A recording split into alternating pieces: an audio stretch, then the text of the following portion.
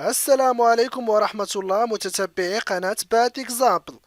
مرحبا بكم في هذا الفيديو الجديد. رفع مشجعون في مباراة لكرة القدم في الجزائر لافتة كبيرة تجمع العاهل السعودي الملك سلمان بن عبد العزيز والرئيس الأمريكي دونالد ترامب، وأكدت المملكة أنها لن تبقى هذه الخطوة دون رد.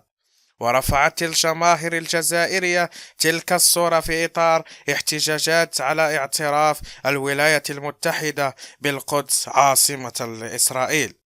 وتناقل ناشطون في موقع تويتر للتواصل الاجتماعي صورة لجماهير رياضية في أحد مدرجات ملاعب كرة القدم الجزائرية، وهي تحمل لافتة كبيرة تظهر الملك السعودي والرئيس الأمريكي، وإلى جوارهما صورة للمسجد الأقصى، وكتب تحتها عبارة باللغة الإنجليزية Two Faces of the Sun Queen. وجهان لنفس العملة، بالإضافة إلى عبارة البيت لنا والقدس لنا.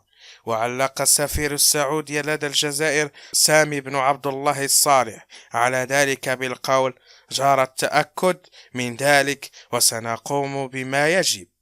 وأكد الصالح حسب ما نقلته عنه صحيفة سبق السعودية: هذا واجبنا ولا خير فينا إن لم نقم به.